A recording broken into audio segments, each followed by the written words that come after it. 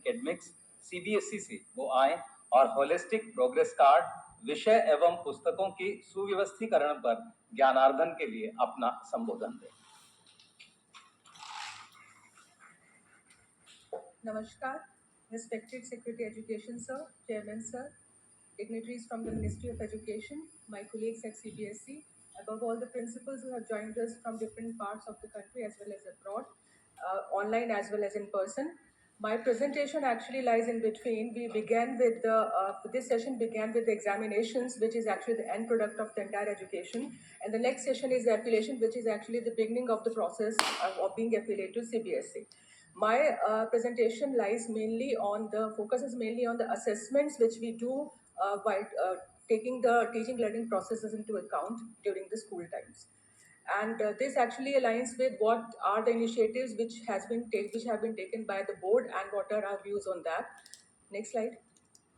Now, NEP recommends moving towards the competency-based education, and we have initiated this process right from the foundational stage when we have implemented assessment as often for learning, wherein the competencies have been built into the holistic progress card.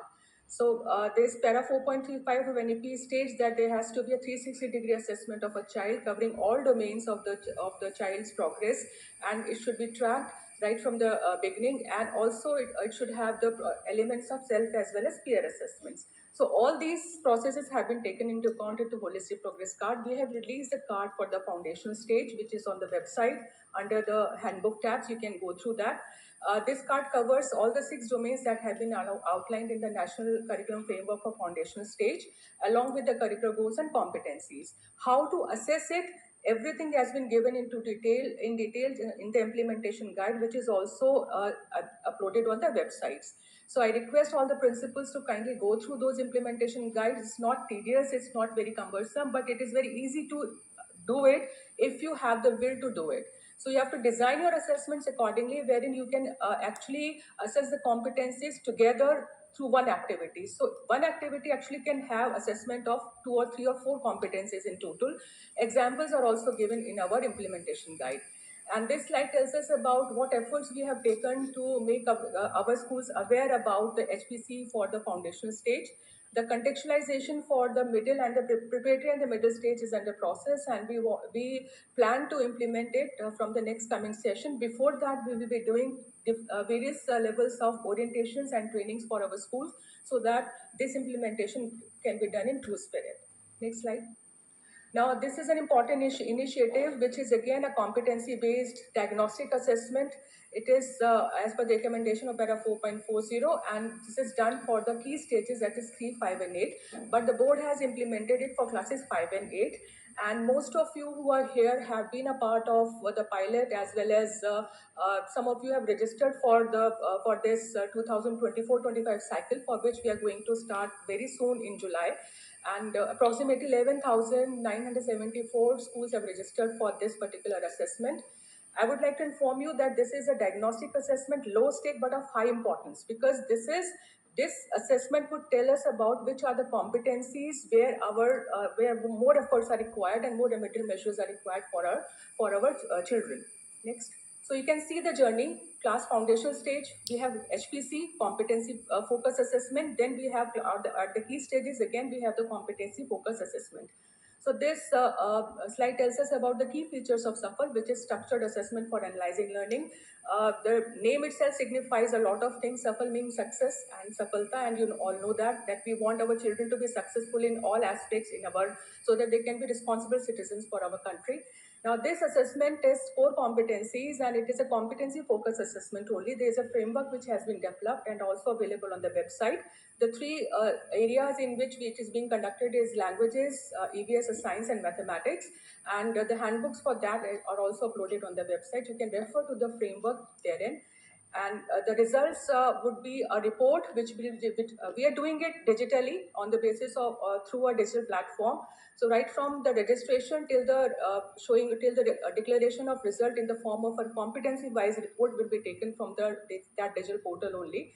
This result will be done in an anonymized manner. The students won't be shown their card, their reports as such, because ultimately it would, if we do it, it would make this assessment high stake. As of now, we have received different queries कि क्या सफल में class 5 8 में अगर pass होते हैं तो pass माना जाएगा. So I would like to inform all those who are watching this program as well that this is a diagnostic assessment. It is neither a certifying examination nor a qualifying examination. It is a diagnostic assessment which should tell us in which competency which we need to work harder. And this is actually an eye-opener as well as enabler for schools as well as the principals who are a part of this cycle or this SAFL assessment. Now you can see this we want to use this assessment for continuous diagnosis as well as development. Next slide.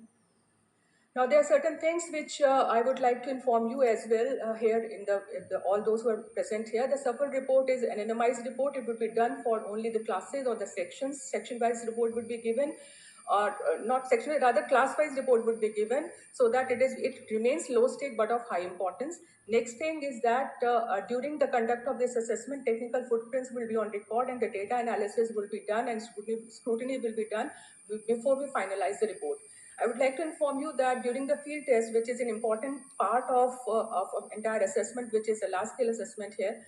So during the field test, we realized there were certain schools which had actually taken very less time to complete the test, or they continued doing the test till late night. So this was an outlier, and all those things we could notice through the data analysis. So at every level, while finalizing the report, the data analysis would be done. And I request all the principals who are going to be a part of this assessment that it is to be done, it has to be reliable, and this would be used for your own benefit, for your own teaching learning processes. So whatever, there's no need to have any sort of preparation. Whatever you are doing on the basis of the learning outcomes of NCERT, that much teaching learning is sufficient. There's no need to have any extra classes, there's no guidebook, there's no sample paper for this. So only the teaching learning processes which are competency focused, which you are doing in the classroom is sufficient. Next. Now, this slide tells us about what all we have done to reach to this particular time now. Now that we have 11,974 schools, a lot many things have been done. The software has been developed, and this software has taken multiple rounds of mock tests and trials and then improvements. It is a continuous process which we have been doing from 2021 onwards. Next. Now, next slide. So, that.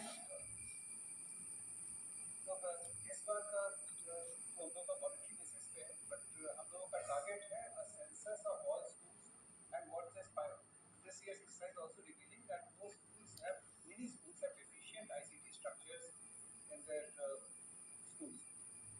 So 12,000 schools have volunteered, but शायद उसमें से 3,000 to 4,000 probably don't even have 40 computer systems to be able to conduct this particular assessment. But from next year, that is the target. We want to carry out a census of all schools in all the sections for all the children. That won't be sample, that won't be voluntary, that will be compulsory. And every school will get the reports and everything. So there are schools, the part is that the schools will have to spruce up their IT infrastructure. So that is a compulsory essential part of it. Thank you, sir. Next slide. Is coming back to the presentation, we have a circular related to the CBSE affiliation, which refers to the digital implementation of digital infrastructure in schools, that was released in March 2023. Kindly refer to that as well. Along with that, we have the digital requirements for SAFL, which is again as a part of a circular. So you can refer to those circulars for any kind of query regarding digital infrastructure required for SAFL. So offering subjects at 2 level is another recommendation of National Education Policy, and we are doing it for the few subjects. Next slides. We are doing it for few subjects in English, Sanskrit, Mathematics, Urdu, and we are in contact with and consultation with the NCERT how to scale it up further and to make it more available for different subjects. We have initiated these talks with NCERT. Next. Now, rationalization of syllabus is again one of the important recommendations of NEP, and our speakers in the first session also told us about how to reduce the stress and the content, so that as one of the principals had asked about the query, how to implement experiential learning and play-based learning and toy-based pedagogy, etc., all innovative pedagogies in the schools. So the only option is that to reduce the content, and NCERT has done it, and the rationale which NCERT has given, next slide. It's on the website that it has been done to give more space to the different innovative pedagogies, which actually are competency focused in the so that all the important initiatives that we have taken through the NEP are actually implemented in the schools.